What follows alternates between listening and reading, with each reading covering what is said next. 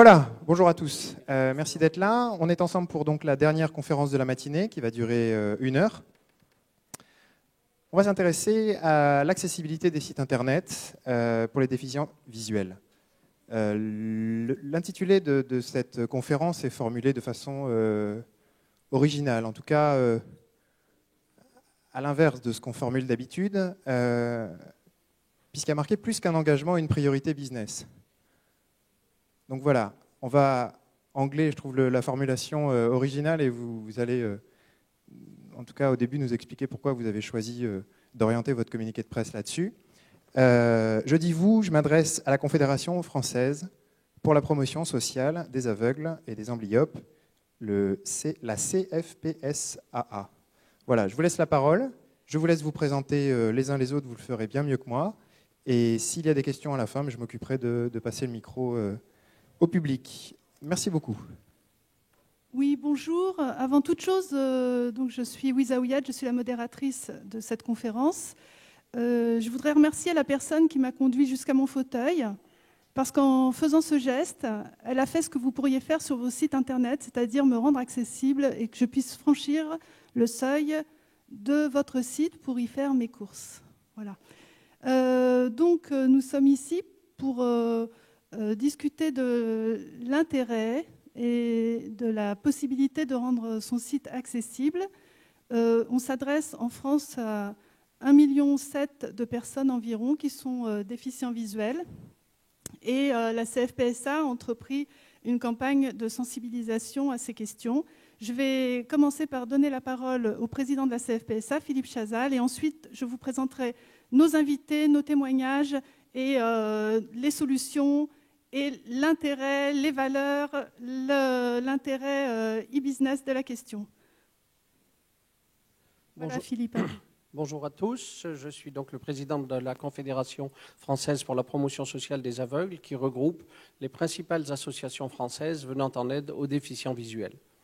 Le sujet que nous abordons aujourd'hui est un des plus importants pour les personnes déficientes visuelles, les personnes aveugles, les personnes qui voient très mal, que l'on appelle les amblyopes, et les personnes qui ont un déficit visuel plus ou moins important. Wiza vous l'a dit, ça représente en France plus de 1,7 million personnes.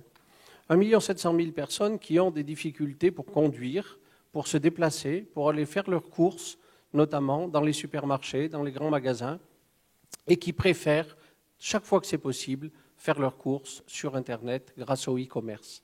Il y a énormément de choses qui sont ouvertes aux personnes bienvoyantes et nous sommes venus aujourd'hui ici pour vous dire que pour nous aussi, c'est possible de faire des sites accessibles. Les différents intervenants de cette conférence vont vous en parler.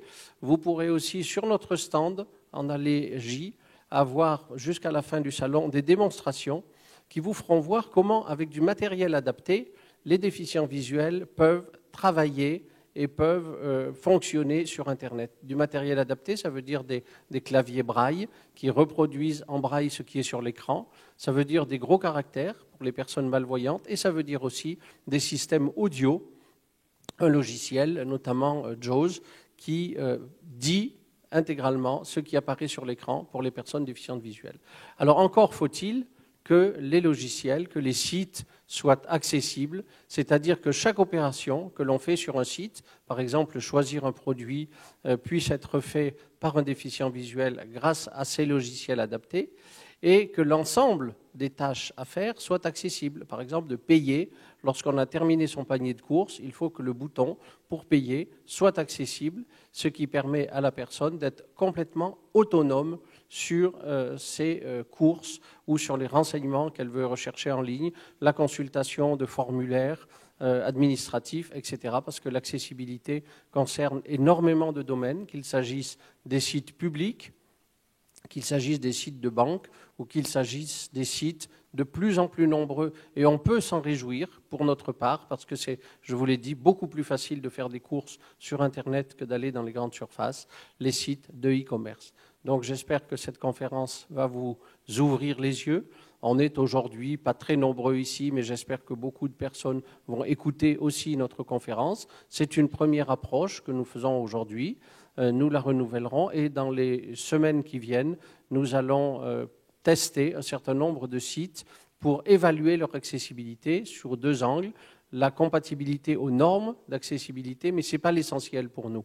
La compatibilité, c'est la facilité d'utilisation par les personnes déficientes visuelles et nous espérons pouvoir publier un baromètre de l'accessibilité, comme le fait l'APF, l'Association des paralysés de France, pour l'accessibilité au transport, l'accessibilité à la voirie, l'accessibilité aux bâtiments publics. Eh bien pour nous, l'accessibilité, c'est essentiellement l'accessibilité au web et c'est la raison pour laquelle nous publierons ce baromètre pour dire aux différentes sociétés, non pas vous n'êtes pas accessible, c'est pas bien, etc.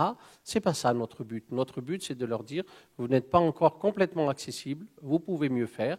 Et les associations membres de la CFPSA, en particulier Braillenet, Handicap Zéro, la Fédération des aveugles de France, qui jouent un rôle important dans ce domaine, peuvent vous aider et peuvent vous faire voir que rendre un site accessible ne coûte pas forcément cher si c'est fait notamment au début et peut vous apporter beaucoup de clients, peut apporter beaucoup de facilité aux déficients visuels. C'est pour ça que l'on parle vraiment de e-accessibilité citoyenne. Grâce à vous tous, grâce à votre engagement, nous pouvons exercer nos droits de citoyens comme chaque personne en France. Merci de votre attention.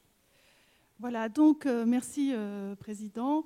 Nous avons vraiment sur notre plateau aujourd'hui 2 personnes de chez SQLI, Éric Marillet qui est directeur UX, expérience utilisateur et ergonomie, et Régis Quintin qui est directeur conseil e-commerce.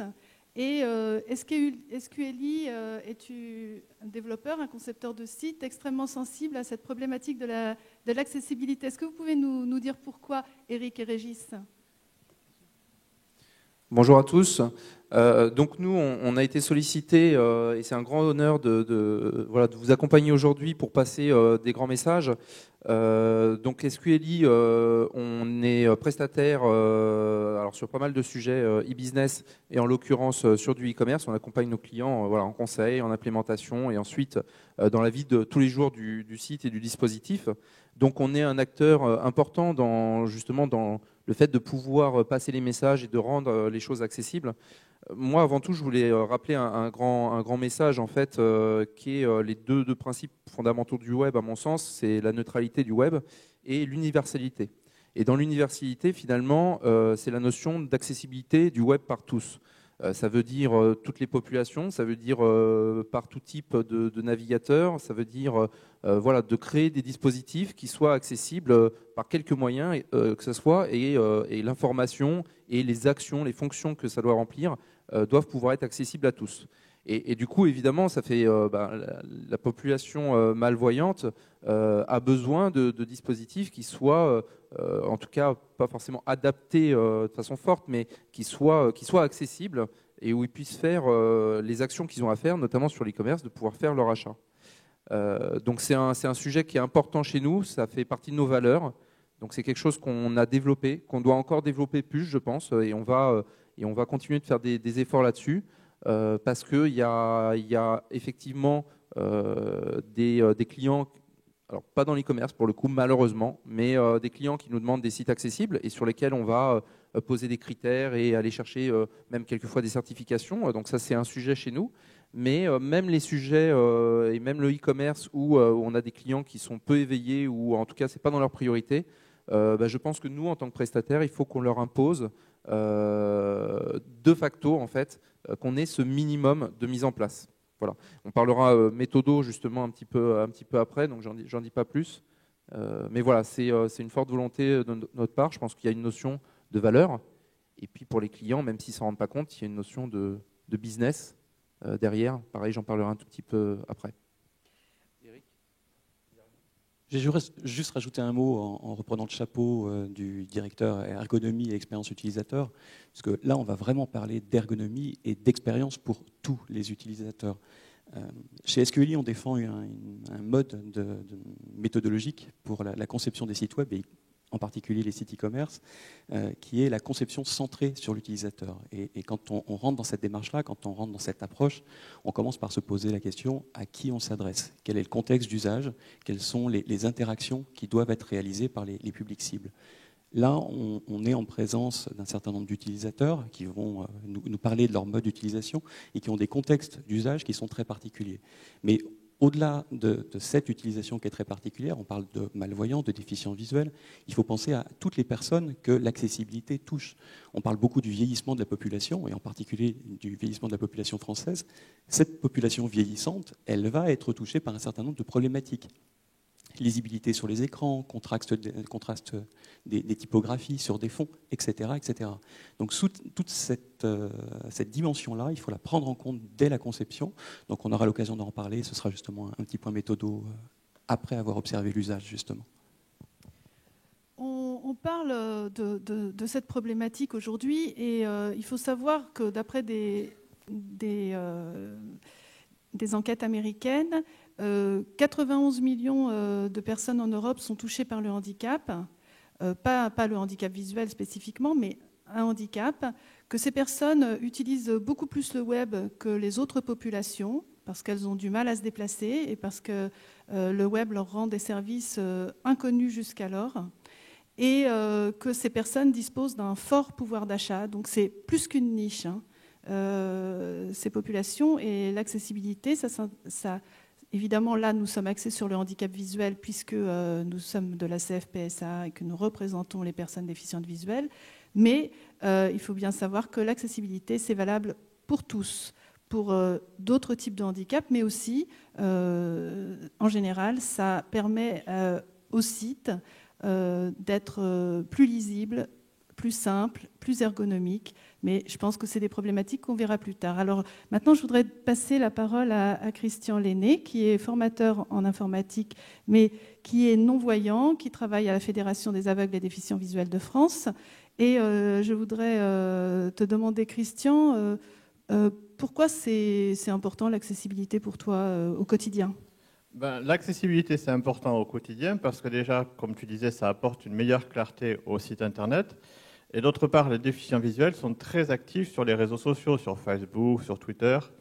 Dès qu'un site est adapté ou non, il en est vite fait la publicité sur ces différentes plateformes. Pour un petit exemple, par exemple pour Free Mobile, au départ, l'interface de connexion avait été très inaccessible. Donc évidemment, le site ça a été aussitôt blacklisté. Et après, ils ont apporté de suite une amélioration pour rendre cette interface, on va dire, accessible. Bon, après, on a eu des mauvaises surprises parce qu'on pouvait bien se connecter au site, mais quand on arrivait dans le site, c'était pas évident. Oui, c'est ça. Qu'est-ce que ça veut dire vraiment concrètement? Ça veut dire que tu ne trouvais pas les boutons? On ne trouvait pas les liens, on avait des difficultés pour arriver sur les menus. Enfin bon, déjà, la manière de se connecter, elle est rendue accessible, mais c'est un grand mot parce que il faut, j'allais dire, avoir une grande capacité technique pour vraiment s'y connecter, quoi. Oui, parce qu'il y a différents niveaux, hein. Nous, on est plutôt des experts, hein. Donc on a l'habitude, on bidouille pour y arriver. On va chercher, voilà. Tandis qu'un utilisateur lambda risque d'avoir de gros soucis pour s'y connecter. Donc, en plus, bon, comme je vous dis, c'est accessible, mais pas sur toutes les plateformes. Après, les autres problèmes qu'on rencontre concrètement, par exemple sur des sites d'annonces tels que Le Bon Coin, on va très bien réussir à consulter le texte de l'annonce, le prix bien entendu, mais dès qu'on veut contacter la personne, le numéro de téléphone, c'est une belle image, donc pour nous, on se prend un poteau. Voilà. Une belle image non étiquetée, hein, parce que ça ne veut pas dire qu'il faut des sites sans images, il faut des images, il faut juste les légender. Il faut juste ajouter un commentaire, un petit texte à côté qui va nous permettre de savoir donc, de quoi il s'agit. Un autre exemple très concret aussi, sur le site de Auchan Direct, il y a peu on a découvert ça. On arrive sur le site de Auchan Direct, donc on voit les différents liens. Mais par contre, il y a une belle promo qui nous passe sous les yeux, qu'on ne voit pas, c'est une image sans légende. Donc pareil, la promo, on passe à côté. Après, donc, sur des sites de courses aussi, sur Internet, pour des achats comme du type Drive Intermarché, oui, c'est ça. Drive Intermarché. On va faire nos courses, très bien. Mais au moment de valider le panier, le bouton, on tourne en rond dans la maison pour le trouver, si je puis dire, parce que, pareil, aucune légende. Donc certaines fois aussi, ce qui peut nous arriver, il va y avoir certains sites qui ne seront pas accessibles, mais par contre, leur application sur iPhone ou sur Android, elle, le sera davantage. Parce que ce qu'il faut savoir, ce qui est bien au niveau de ces appareils-là, justement, c'est que quand vous achetez un iPhone ou un téléphone Android, vous avez le nécessaire pour que ce type d'appareil puisse être utilisé par un déficient visuel, non-voyant ou malvoyant. Donc c'est vrai que ce qui nous manque, j'allais dire, c'est l'accessibilité des pages. Après, d'autres problèmes qu'on peut rencontrer, c'est aussi pour les newsletters qu'on reçoit par mail, ben, il va y avoir plein d'images et toujours le même souci, sans commentaire à côté. Donc pour nous, on lit juste lien image avec un code pour faire notre loto. Oui, ce que je voulais préciser au niveau des applications de smartphone, c'est que les appareils Android et Apple sont rendus accessibles par des dispositifs natifs, on va dire. En revanche, il faut développer ces applications. Quand on crée une application, il faut la développer de façon à ce qu'elle soit accessible. Les outils existent et sont quasiment intégrés. Il faut simplement en tenir compte. C'est très important. Si l'appareil est accessible, mais si l'application, elle, ne répond pas aux contraintes d'accessibilité de l'appareil et de la plateforme, eh bien, votre appli, d'un seul coup, n'est plus accessible, alors que nous utilisons énormément les applications mobiles. Merci Christian. Est-ce que tu as autre chose à ajouter Non, je pense que c'est tout.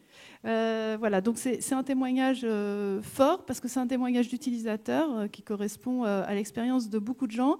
Mais je vous répète encore que nous sommes sur ce plateau plutôt des gens habitués à Internet qui, quand on n'y arrive pas, on réessaye et on peut trouver des solutions. Mais nous, ce qu'on voudrait, c'est que ce soit accessible pour des gens qui ne sont pas experts, qui n'ont pas le goût particulier de l'informatique, qui veulent juste, avec leur pouvoir d'achat, pouvoir faire leurs courses tranquillement, en pouvant lire les étiquettes, en sachant ce qu'ils achètent et en pouvant aller jusqu'au bout de leur course. Alors, j'ai un autre témoignage parce que c'est toujours un tout petit peu différent.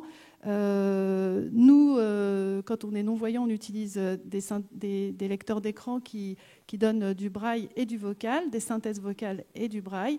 Mais il y a Nicolas Graner et il est malvoyant. Lui, il n'utilise pas ces techniques-là, mais il a besoin d'autres types d'accessibilité. Nicolas Graner, il est à la CFPSA, il représente Retina France et puis présente-toi mieux que moi parce que. Bon, on m'entend ? Oui. J'ai pas grand-chose de plus à dire. Je suis bénévole à l'association Retina, qui est la première association de personnes malvoyantes en France. Donc oui, du point de vue vocabulaire, les déficients visuels, il y a d'une part les non-voyants qui n'utilisent pas leur vue, qu'ils en aient un petit peu ou qu'ils n'en aient pas, en tout cas dans le contexte où on est, qui vont utiliser d'autres moyens. Et les malvoyants, c'est les gens qui vont utiliser leur vue, mais leur vue est déficiente, donc ne donne pas toutes les informations que donne une vue normale. Ça peut être très très varié, ça peut être une question d'acuité visuelle, c'est à ça qu'on pense le plus souvent, mais ça peut être aussi une question de vision des couleurs, de vision des contrastes, de champ visuel. Il y a des gens qui voient uniquement devant eux, donc sur un écran, il va falloir balayer pour trouver les informations si elles ne sont pas placées à des endroits évidents. Donc il y a vraiment une très grande variété dans les personnes malvoyantes et donc dans leur stratégie d'accès à l'information et au site web. En gros, pour simplifier, on pourrait distinguer deux catégories. Il y a les gens qui ne sont pas spécialement intéressés ou compétents en informatique. Il faut savoir que la majorité des malvoyants sont des seniors, donc qui souvent ont découvert l'informatique assez tardivement. Et donc pour eux, le site web, ils vont arriver sur le site, le regarder tel qu'il est, et ils vont dire soit j'arrive à lire, soit j'y arrive pas. Donc là, on rentre dans des questions de taille des caractères, de contraste. Si on écrit en bleu clair sur du blanc, il y a beaucoup de gens qui ne vont pas le voir. Si on écrit en bleu sur rouge, etc. Bon, il y a des normes qui sont bien connues, des référentiels d'accessibilité qui définissent tout ça. C'est important de les respecter. Il faut quand même penser qu'un site web, ça sert d'abord à donner de l'information avant d'être esthétique. Bien sûr, il faut qu'il soit joli et agréable aussi, mais si on commence par le rendre joli et que pour ça, la moitié les gens qui ont une vision pas optimales, du coup n'arrivent plus à trouver l'information qu'ils cherchent, c'est clair qu'ils vont aller tout de suite sur un autre site. Et la disposition aussi, le fait que, comme je disais tout à l'heure, que l'information soit sur un endroit logique, que quand on clique sur un formulaire, on ait la réponse en haut de la page et pas dans un coin caché, etc. C'est important. Si on passe plusieurs minutes à chercher quelque chose sur une page et qu'on ne la trouve pas, la réaction, c'est de dire il n'y a pas ce que je veux et je pars à la concurrence si j'ai le choix. Et puis on va avoir une autre catégorie de population malvoyante, des gens plus soit aidés, soit eux-mêmes qui ont certaines compétences sur l'utilisation de leur ordinateur, souvent plus jeunes aussi, qui eux savent qu'on peut modifier la présentation d'un texte. Une page web, ce n'est pas du papier, ce n'est pas de la télévision, c'est un ensemble d'informations et des informations de présentation. Qui, si le site est fait correctement, ces informations sont séparées et donc on peut modifier la présentation pour ses besoins. Si vous veniez regarder par-dessus mon épaule quand je consulte un site, vous verriez des grosses lettres qui occupent un quart de l'écran chacune et qui sont blanches sur fond noir. Vous ne reconnaîtriez absolument pas votre site. Et pourtant, tout le texte de votre site est bien là et j'y accède comme ça. Bon, ça c'est un exemple. Après, d'autres gens vont avoir besoin de caractères différents, de couleurs différentes, etc. Et donc là, ce qui est important, c'est de donner la possibilité, dans la conception du site, donner la possibilité de faire ces modifications. Donc, pour reprendre l'exemple de tout à l'heure, si un numéro de téléphone est sous forme d'image, il n'y a pas moyen de modifier. Une image, c'est une image. Si le même numéro est sous forme de texte, on va pouvoir l'agrandir, le déplacer, mettre en une seule colonne des choses qui sont en deux colonnes, etc. Donc là, ça aussi, les caractéristiques techniques qui permettent de faire ça sont bien connues, bien référencées, mais il est important de les respecter. C'est un petit peu une révolution culturelle, je dirais, de la part des designers, parce qu'on est habitué depuis des milliers d'années, que ce soit par le papier ou plus tard par le cinéma, la télévision, à ce que la personne qui fournit l'information fournisse aussi la façon dont elle est présentée. Si je fais une peinture sur le mur de la grotte de Lascaux, eh bien, 10 000 ans plus tard, les gens la verront de la même façon. Avec le texte électronique, on a envie de faire la même chose souvent, et c'est un tort. Il faut se dire, je fournis une information et je suggère la façon dont elle sera présentée. Donc si ma présentation convient au lecteur, c'est très bien, il l'adoptera, il verra la chose comme je l'ai conçue. Mais si le lecteur préfère une autre présentation, parce qu'il en a besoin, il faut que je lui laisse cette possibilité. Et ça, un designer web qui n'a pas été sensibilisé à cette question, ça va plutôt le gêner de se dire que les visiteurs vont voir un site différent de celui qu'il a conçu. Et pourtant, c'est ça la grande force du web. Merci Nicolas. Je voulais donc vous préciser aussi que, comme l'a dit Christian, les aveugles et les déficients visuels sont très actifs sur Internet, par les réseaux sociaux, par des mailing lists où ils échangent beaucoup d'informations. Et le bouche à oreille sur les sites va très vite. Il faut aussi penser que nous, quand on accède à un site qui fonctionne bien, où on est content, où on a fait nos courses, eh bien, on a autour de nous de la famille, des amis, et tous ces gens, on leur dit, ben voilà, ce site, il est drôlement bien, même s'ils ne sont pas déficients visuels, mais il y a nous et il y a notre entourage, et non seulement on influe sur les autres déficients visuels en blacklistant certains sites, en faisant l'éloge d'autres sites, mais aussi on conseille, parce que nous vivons dans la société et que cette société est interactive et le bouche à oreille va très très vite. Donc on représente nous-mêmes, mais on représente aussi beaucoup de gens qui nous entourent. Voilà, je vais maintenant donner de nouveau la parole à Eric et Régis de SQLI. Et je commence par qui ? Eric alors. Eric et la méthodo, c'est ça ? Je ne vais pas faire un cours de méthodologie pour la création de sites accessibles, on ne va pas rentrer là-dedans, on ne va pas faire un atelier. Je vais juste rebondir sur la notion de designer qui vient d'être évoquée, parce qu'on est sur quelque chose de très très intéressant ici. Le designer, la première question qu'il se pose, c'est quel produit ou quel service je fais, pour quelle personne, pour quel contexte et pour quel usage. Et effectivement, la couche de peinture comme pour l'ASCO, elle va venir après. C'est-à-dire qu'on va se demander la manière de mettre en forme cette solution ou service en bout de course. Ce n'est pas ce qui va prévaloir au démarrage. Donc l'idée, c'est de se poser la question de quel service, pour qui. Si je décide de faire un site e-commerce ouvert à tous, et c'est en général la réponse que nous font tous les clients, c'est à qui votre site est destiné? À tout le monde. C'est en général la première réponse. On se rend compte que dès qu'on leur parle d'accessibilité, le tout le monde il devient un petit peu plus restrictif parce qu'ils vont mettre à l'extérieur de tout le monde toutes les personnes qui sont déficients visuels, qui ont des problèmes de moteur, par exemple, des problèmes qui ont des difficultés à manipuler une souris, tout simplement, qui vont naviguer uniquement avec un clavier. Et pour le coup, un site accessible, il doit permettre de naviguer avec un clavier, etc., etc. Donc, l'accessibilité, ils vont souvent le mettre en dehors en se disant non, c'est tout le monde sauf. Je suis désolé, là, pour le coup, c'est des valeurs qui sont des valeurs qu'on partage, Régis, moi et tous les membres de SQLI. Un site ouvert à tous, il est accessible à tous. Donc pour le coup, la démarche de design, elle va être extrêmement intéressante parce qu'elle va se poser ces questions-là.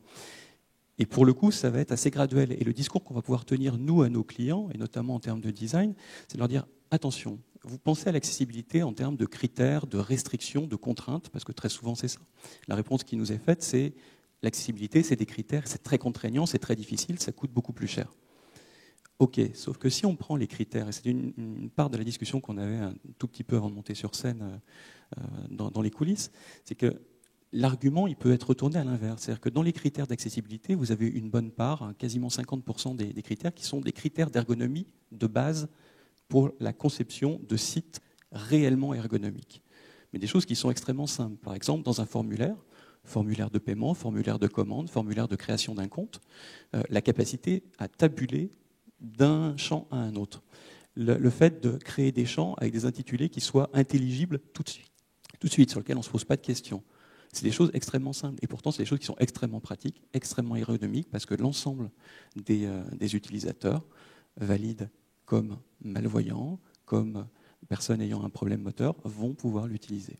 Donc, il faut bien respecter ces éléments-là. On a par exemple des critères sur la longueur des textes. Faire des paragraphes de texte avec un nombre de mots ou des lignes hallucinantes, ça n'a aucun sens. Ça n'a aucun sens en ergonomie, tout simplement. Donc le designer ne fera jamais ça.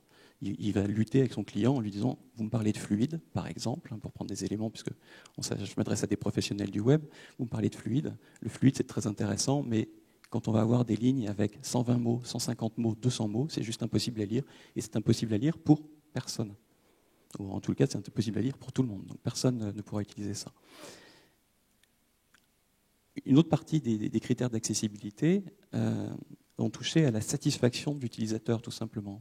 Ça va être plein de petites choses qui vont l'aider dans la manière d'acheter, dans la manière de remplir les champs, dans la manière de remplir son panier, de mieux voir les boutons, de mieux les comprendre, donc d'avoir un processus d'achat qui est plus fluide.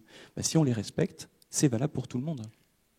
Et pour le coup, ça servira aussi la cause de l'accessibilité pour tous. Donc, l'argument, il est à renverser, il est réellement à renverser. L'accessibilité n'est pas une contrainte, c'est un bonus pour l'ensemble des sites. Alors évidemment, on ne va pas vous mentir, et puis Régis en reparlera, si on fait la liste de tous les sites qui sont aujourd'hui pleinement accessibles en termes de e-commerce, on ne va pas avoir une liste très très longue. Parce qu'évidemment, il y a quand même quelques contraintes là-dedans. Mais la réflexion intellectuelle, enfin, le processus mental qui amène à se dire on va aller vers de l'accessibilité, il est important. Et puis, je le disais tout à l'heure, le design il va venir en bout de course, le design graphique en tant que tel. Le fait de respecter des contrastes qui soient suffisants pour que l'ensemble des textes soient lisibles. On parlait de bleu sur rouge, mais combien de sites ont aujourd'hui des textes gris sur fond noir, par exemple, sur lesquels personne d'entre vous n'est capable de lire ce qui est écrit, ou des mentions qui sont tellement petites qu'elles sont totalement illisibles. Alors je vais parler aux e-commerçants, je vais faire un aparté, j'espère que personne m'entend ici. Je sais pourquoi vous les mettez tout petits, en bas. C'est que très souvent, vous ne souhaitez pas qu'elles soient lues, sauf qu'elles doivent être lues. Donc à un moment donné, il faut le penser correctement. Les tailles de paragraphes, les tailles de lignes, etc. Tout ça, ce sont des éléments à prendre en compte.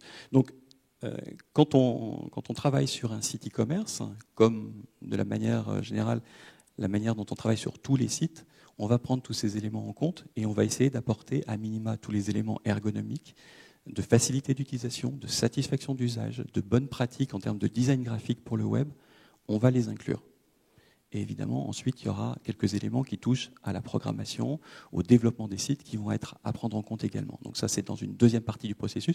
Mais dans la méthode et l'approche de design, l'accessibilité, elle peut s'inclure sans aucun problème. Là, pour le coup, je le souligne fortement. On est dans l'équipe, plusieurs à avoir été formés par Brainnet, en l'occurrence, à l'accessibilité.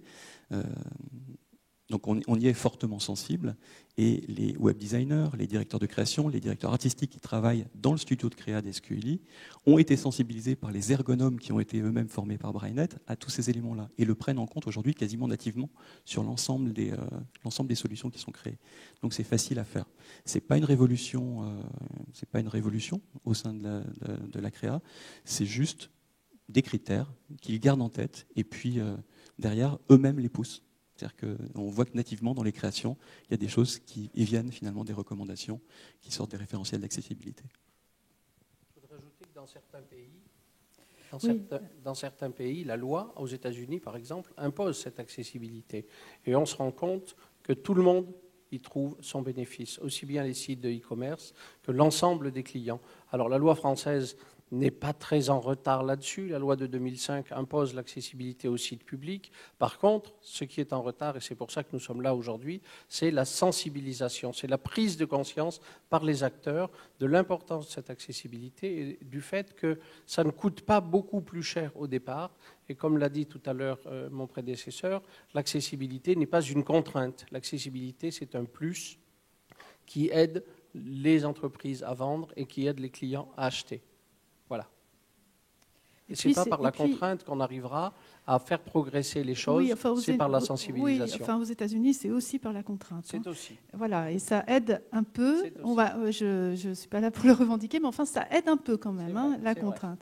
Parce que il y a l'intérêt commercial, et puis il y a les valeurs qu'on défend, et ces valeurs que défend une entreprise, ce qu'elle affiche.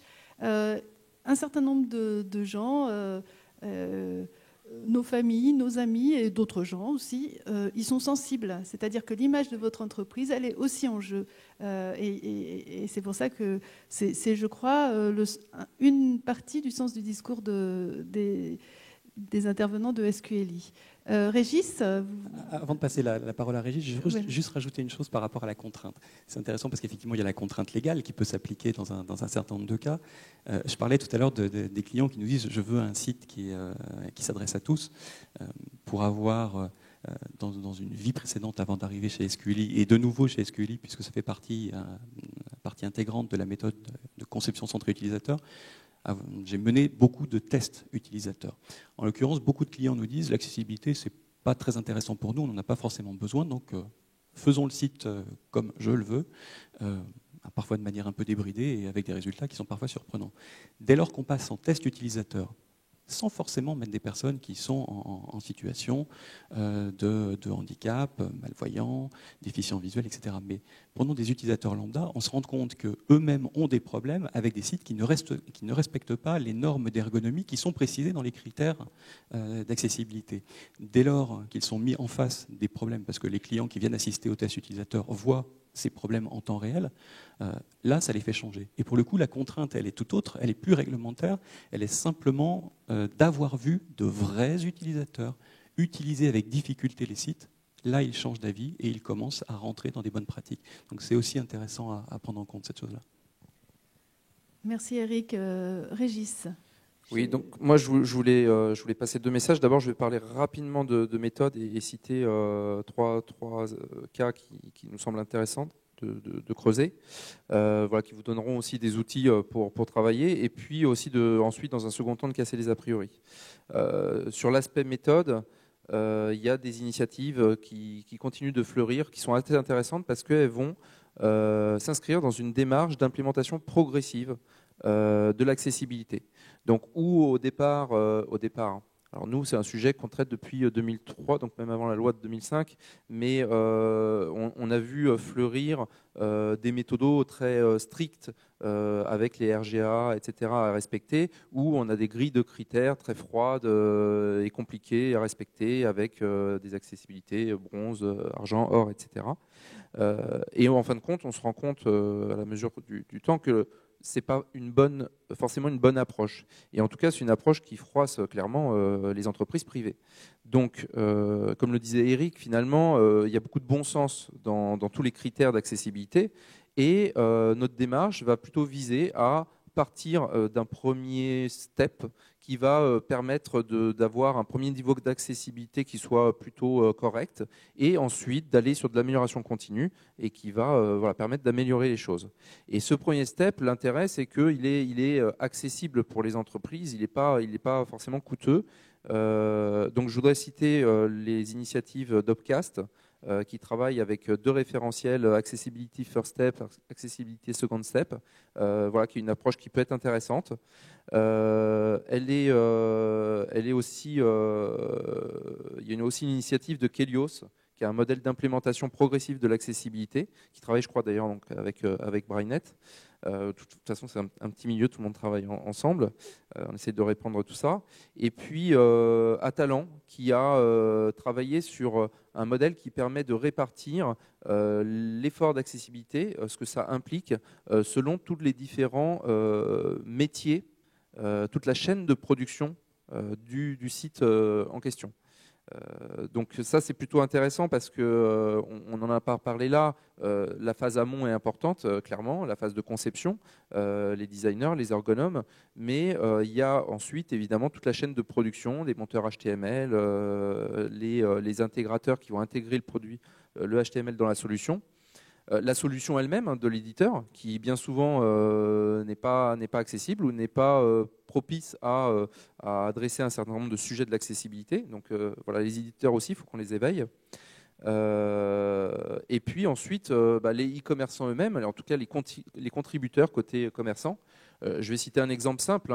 Quand vous allez sur un site de mode et que pour un t-shirt, vous avez des variantes de couleurs, si ces variantes de couleurs-là, elles n'ont pas la couleur textuelle correspondante à la couleur du t-shirt, les déficients visuels sont juste incapables de pouvoir choisir le bon t-shirt pour s'habiller. Donc il faut que les contributeurs derrière, quand ils vont faire leur fiche produit, saisissent ce genre d'informations pour donner une description au moins succincte, au moins un minima, une description du produit qu'ils sont en train de vendre. Donc voilà, ça c'était pour l'aspect méthode qui est plutôt intéressant de rentrer vraiment dans une démarche d'implémentation progressive. Moi je voulais casser après les a priori en quelques points, c'est l'aspect business déjà. On a parlé un tout petit peu chiffres tout à l'heure. Les chiffres, donc c'est 1,7 million en France.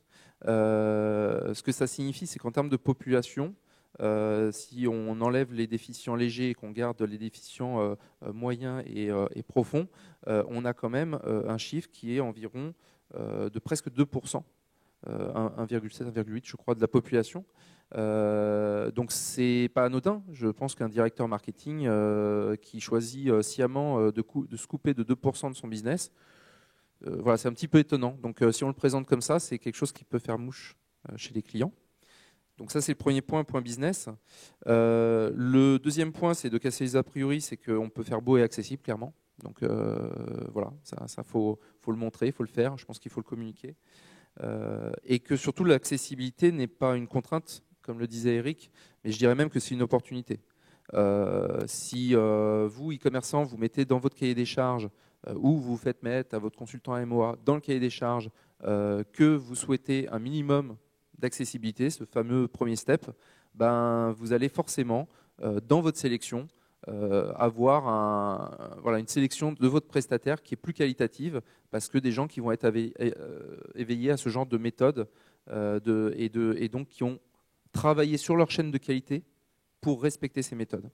Donc c'est une opportunité de choisir un prestataire qui soit plus qualitatif, je pense. Deuxième chose, c'est que c'est en termes de SEO, c'est quelque chose qui apporte beaucoup aussi. Le fait de mettre les haltes sur les images, de ne pas avoir des boutons images mais plutôt textuels qu'on peut mettre en forme aujourd'hui. Je veux dire, la technologie permet de faire des belles choses de cette façon-là. Ça va favoriser votre SEO. Je pense qu'il y a même un sujet web perf derrière, c'est-à-dire la vitesse à laquelle vont s'afficher les pages.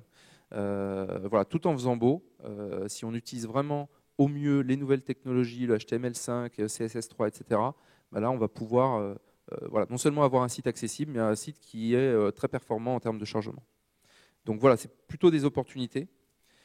Et puis, je voulais reprendre l'exemple du Bon Coin, parce je pense qu'il ne faut pas trop leur taper dessus. Ils ont une bonne raison de faire ça, en fait, de mettre le mobile dans une image. Bah, c'est tout simplement pour éviter qu'il y ait des robots qui passent sur les pages et puis qui captent tous les numéros de mobile et puis s'en servent ensuite à des fins peu honnêtes. Et c'est là qu'ensuite, le premier step d'accessibilité ne suffit pas. C'est qu'eux, ils ont une bonne raison de faire ça. Mais s'ils n'ont pas le second step de se dire, bon, ben voilà, maintenant, qu'est-ce que j'améliore, comment je fais tester à quelqu'un, un déficient visuel, mon site pour voir un petit peu ce que ça donne, ils ne vont pas forcément détecter ce genre de choses-là. Et là, ça mériterait de leur part d'avoir une réflexion de comment je monte une fonction, quelle qu'elle soit, qui permet de donner quand même ce numéro de téléphone aux déficients visuels. Voilà, ça peut être simplement un bouton où vous mettez votre email et vous le recevez par email et qui va vérifier que voilà, des blacklists d'email pour éviter justement les robots de faire ce genre de choses-là. Enfin, on peut faire plein de choses après là-dessus. Mais du coup, ça nécessite effectivement un second step où on va aller chercher des fonctions alternatives quand on n'a pas de réponse sur les premiers niveaux d'implémentation. Oui, parfois, il y a dans certains sites ce numéro de téléphone qui n'apparaît pas et on clique dessus et en cliquant dessus, ça le fait apparaître. C'est-à-dire que je ne sais pas par quel moyen technique, parce que je ne suis pas une technicienne, mais il y a des endroits où les numéros ne sont pas affichés, en tout cas ne sont pas visibles pour moi, pour ma synthèse vocale, pour ma plage braille, pour mon lecteur d'écran. Mais qui sont, une fois, si je clique dessus, si j'appuie, je fais entrer, si je le valide, ça le fait apparaître. Voilà. Voilà. Merci Régis. Est-ce que c'est tout? Vous avez encore quelque chose à dire ou on peut passer aux questions à la salle?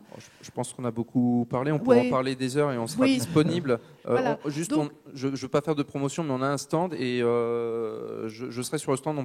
N'hésitez pas à passer en parler, ce sera avec grand plaisir. Voilà, donc moi je vous dirais aussi que nous avons aussi un stand qui est au village Solomo, c'est le stand S8, c'est Allégie. Voilà, je vous le rappellerai enfin, mais là je voudrais que vous interveniez, que vous posiez des questions, que vous donniez, que vous nous disiez des choses, que nous ayons un échange. Alors je vais laisser Dominique et Eric qui sont dans la salle vous donner la parole parce que je ne vous vois pas. Vous n'êtes pas accessible.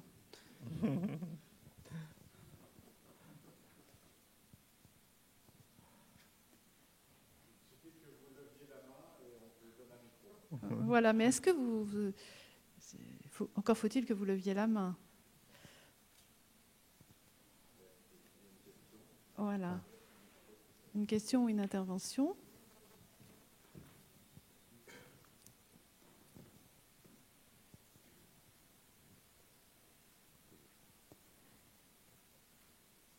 Vous vous présentez quand vous prenez la parole. Bonjour.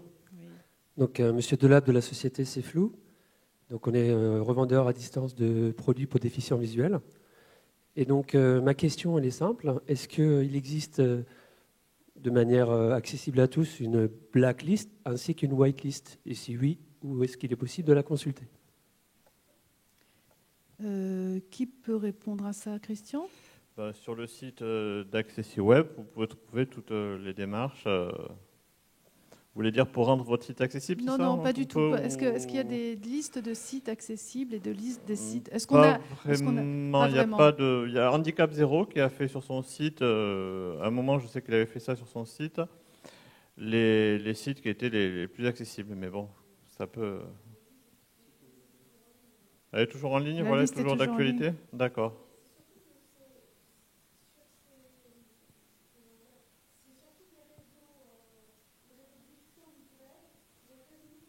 C'est voilà, des listes de discussion entre déficients visuels où on va faire des commentaires sur tel ou tel site internet, quoi. Alors surtout toutes les mailing lists consacrées aux nouvelles technologies, CCMAC, Voilà. je ne sais plus, JWL. CCMAC comme accessible, voilà. après il y a des listes de consommation. Voilà, il y a Acanitech, enfin tout ça, toutes ces listes, elles sont nombreuses et elles recueillent beaucoup de... Enfin, il y a beaucoup de monde qui s'exprime sur ces listes. Et là, il y a des échanges très, très vifs parfois sur l'accessibilité des sites, l'accessibilité des services. Enfin bon, je voulais aussi préciser, parce que le président Chazal nous a dit, à juste titre, qu'il y avait une obligation pour les sites publics d'être accessibles, mais ne prenez pas exemple sur eux, car ils ne le sont toujours pas. Ils devaient l'être en 2011 et 2012. Donc surtout, ne les prenez pas comme exemple. Soyez plus forts que les sites publics, meilleurs. Tout à fait. Oui, il y en a quelques-uns. Il y en a quelques-uns, mais il y a encore... On est parfois en difficulté. Il y a du travail. Il y a encore du travail. Il y a une main levée là, Ouisa. Oui, je vous donne la parole. Oui, bonjour, Ouisa, Denis Boulet de l'association Brainet. Donc pour répondre à monsieur, on a développé dans le cadre de l'association Brainet, sous la marque AccessiWeb, un label accessibilité qui s'appelle le label AccessiWeb. Et vous avez des sites labellisés année par année qui obtiennent un niveau de conformité aux règles internationales d'accessibilité produites par le W3C. Et donc notre procédure fait que chaque fois qu'un label est attribué, avec les niveaux bronze, argent et or, eh bien, vous avez des sites qui sont étalés année par année, quoi. Voilà. Donc c'est plutôt whitelisté en l'occurrence. Là, c'est plutôt whitelisté. Voilà. Alors, quelqu'un d'autre veut intervenir? Voilà.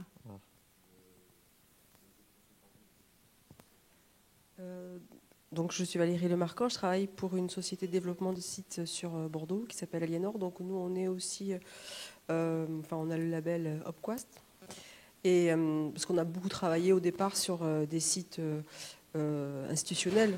Donc moi je suis consultante sur la partie e-commerce. Et c'est vrai que j'aimerais vous faire plaisir parce que vous m'avez beaucoup ému par votre intervention, votre témoignage. Mais c'est vrai qu'il n'y a pas beaucoup de monde dans la salle aujourd'hui. Donc c'est un peu déceptif. Et en même temps, on se dit, est-ce que, sur des conférences, on se pose la question, par exemple sur le responsive design, il faut que les sites soient accessibles sur différents devices. Qu'est-ce qui vous manquerait en fait pour que justement...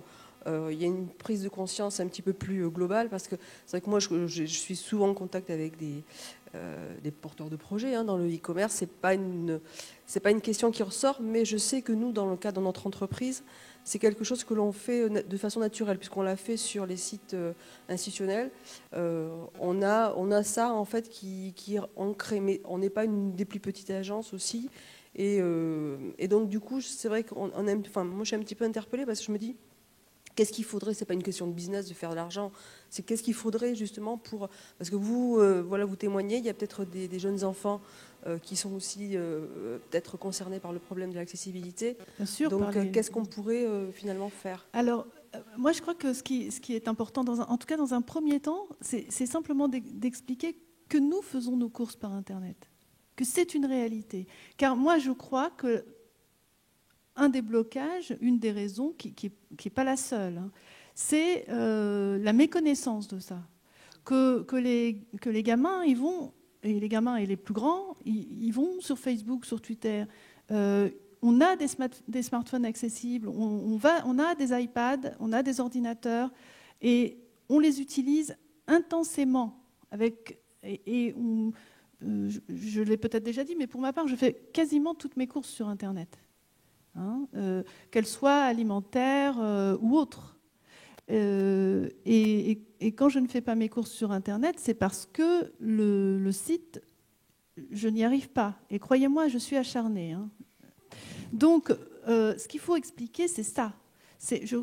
Parce que je pense que vraiment, il y a une méconnaissance de ça. Je pense qu'on se dit que quand on est non-voyant, on demande à sa femme de ménage d'aller faire ses courses. La mienne ne les fait pas, et je ne lui ai jamais demandé, y compris quand il n'y avait pas le web. Mais avec le web, encore moins. Nous n'avons pas, la plupart du temps, de domestiques qui font ça à notre place, et donc on le fait nous-mêmes, parce que, et ça, c'est important de le dire. et de dire que, par exemple, quand on prospecte, d'après toujours cette enquête américaine, quand on prospecte, quand les e-commerçants prospectent des personnes handicapées, elles ont 40% de leur cible qui répond positivement. Et je ne connais pas exactement les chiffres comme ça de mémoire, mais c'est beaucoup plus que sur un public ordinaire. Et vraiment, quand un site fonctionne, nous, on y revient, on est des clients fidèles et on apprécie beaucoup qu'on tienne compte de nous. Et moi, je tiens absolument à ce qu'on ne soit pas dans une démarche compassionnelle, mais qu'on soit dans une démarche dynamique, parce que nous sommes une population dynamique et avec du pouvoir d'achat et avec des désirs de consommateurs, des exigences de consommateurs. Et je vous dis, je crois que c'est une des premières choses à dire. Mais vous avez peut-être, les intervenants, d'autres choses à ajouter. Non, je pense que le principal obstacle, c'est effectivement, et c'est pour ça que nous sommes là aujourd'hui pour le lever, ce manque de sensibilisation, le manque d'attention de la population pour des choses qui finalement, le croit-il du moins, les concernent de loin. Aujourd'hui, je suis incapable de parler de la situation des SDF, des gitans, etc. parce que chacun s'intéresse à ce qui le concerne de près. Et ce qu'il faut que nous fassions passer, c'est notre travail, les associations de déficients visuels regroupées notamment au sein de la CFPSA. Le message qu'il faut faire passer, c'est que les déficients visuels sont des citoyens comme les autres, qui aujourd'hui, grâce aux nouvelles technologies, peuvent se comporter comme n'importe qui et qu'il ne faut pas les laisser sur le côté de la route et leur offrir des mêmes possibilités qu'à n'importe qui. C'est l'accessibilité citoyenne. C'est ce mot citoyenne qui est important. Il y a d'autres questions ? Est-ce que la réponse vous...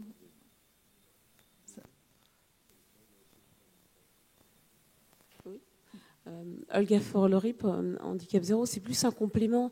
C'est juste de dire qu'aussi, il faut bien qu'ils comprennent que c'est complètement... ça ne va pas leur coûter plus cher de penser à ça dès le départ. C'est-à-dire qu'il faut l'imaginer comme l'accessibilité universelle, comme on le disait tout à l'heure. C'est rendre vos sites accessibles pour ceux qui peuvent le moins y accéder aujourd'hui. C'est l'améliorer pour tous.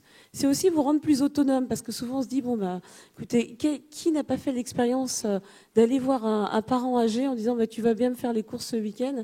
Si ce parent âgé il peut faire ses week-ends, vous ne serez pas plus autonome ? Voilà, les dépendances, elles sont dans les deux sens, et les indépendances aussi. Plus les personnes handicapées ou âgées seront autonomes, plus vous le serez aussi, plus vos sites seront visités, plus vous gagnerez de clients fidèles également, parce que c'est vrai qu'aujourd'hui, moi je suis malvoyante, aller faire mes courses, je suis maman, les courses, il faut les faire tous les jours, c'est compliqué, et comme vous, je travaille, et comme vous, par contre, pour arriver jusque-là, je traverse pas mal d'obstacles, puisque je ne vois pas les feux rouges. Donc si à cette complexité-là, je rajoute de faire les courses en rentrant chez moi le soir, c'est compliqué. Je préfère les faire sur Internet parce que je vais beaucoup plus vite. À partir du moment où le site est accessible, c'est très bien. Je pense que le message à faire passer, c'est vraiment ça. Ne pensez pas seulement que c'est pour des personnes différentes. C'est peut-être vous demain, c'est peut-être vos parents demain. C'est important pour tout le monde. Oui, alors il nous reste, paraît-il, 3 minutes. Alors on va prendre... Oui, vas-y. Une question et une réponse. Marie-Laure Martin, on n'a pas évoqué la question des images qu'on a à recopier, des lettres et des chiffres à recopier, les alternatives, des CAPTCHA. Voilà, oui, ce serait bien d'en parler. Merci. Oui, dans les choses inaccessibles, effectivement, il y a les CAPTCHA. Il y a les CAPTCHA, voilà. Des fois, donc, il y a des solutions alternatives grâce à des liens audio. Et d'autres fois, par contre, vous allez avoir un site qui va être très bien accessible, mais dès qu'il y a un CAPTCHA et qu'il n'y a aucune solution alternative, ben là, on est bloqué. Et on comprend les questions de sécurité qui font mettre un CAPTCHA. Mais on peut répondre à une question. Par exemple, vous pouvez parfaitement poser une question très précise. Quelle est la capitale de la France ? Combien font 2 plus 2 voilà, combien etc. font... Voilà, etc. Les robots ont un peu plus de mal à répondre que nous. Parce qu'on sait compter des fois. Ça nous arrive. On peut presque y voir une question philosophique. Le but de ces CAPTCHA, c'est de distinguer une personne d'une machine. Et les gens qui ont inventé ça ont dans l'idée qu'une personne, c'est quelque chose qui voit, et une machine, c'est quelque chose qui ne voit pas. Voilà. C'est ça la philosophie qui est derrière. Je ne suis pas une machine. Voilà, donc c'est un tout petit peu gênant pour nous de se dire que quelqu'un qui ne voit pas, du coup, c'est plus une personne. Alors on peut dire aussi, hein, combien font 2 plus 2 ? Il y a aussi des gens qui ne savent pas répondre, c'est vrai. Mais il y en a peut-être moins. Enfin, en tout cas, dans ceux qui font leurs courses tout seuls, je pense qu'il y en a assez peu. Oui. Tout à fait. Voilà. Est-ce que quelqu'un parmi les intervenants a quelque chose à ajouter ? Non, je rappelle simplement notre site, cfps2a.fr. N'hésitez pas à prendre contact avec nous. Encore une fois, 25 associations, nous saurons vous mettre avec le bon interlocuteur pour vous aider en matière d'accessibilité. Les principaux étant, je l'ai dit tout à l'heure, BrailleNet, Handicap Zéro et la Fédération des aveugles et handicapés visuels de France. Et puis, venez voir du concret sur notre stand. Nous sommes au village Solomo, c'est à Légy et c'est le stand S8 CFPSA. Nous serons là avec des ordinateurs, des lecteurs d'écran, des plages braille, enfin, et vous pourrez venir voir ce que c'est concrètement qu'un site accessible, enfin, quand ça marche et quand ça ne marche pas. Moi, je n'ai pas envie de parler de normes parce que je ne sais pas les mettre en place, personnellement. Si vous voulez. Oh oui. Avec plaisir. Je suis là tout l'après-midi, mais je serai test utilisateur. Hein. On est bien d'accord. Je ne suis pas test expert.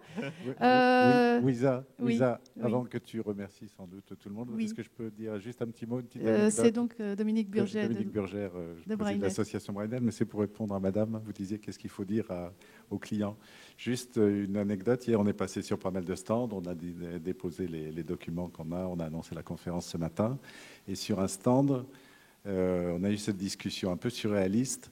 On leur disait, voilà, vous savez qu'il y a des gens qui vont sur des sites marchands et qui, arrivés au moment de passer la commande, ne peuvent pas. Ils nous ont dit, oui, on sait qu'il y a des gens qui vont pas jusqu'au bout de la commande, on en a je ne sais plus combien de pourcents, mais on ne s'est jamais posé la question de pourquoi ils ne vont pas jusqu'au bout. Je pense que quand on fait du e-commerce, c'est quand même le genre de question. Et une des réponses, c'est sans doute pas la seule, mais une des réponses, c'est qu'il y a des gens qui ne peuvent pas techniquement aller jusqu'au bout pour les raisons qu'on a dites tout à l'heure.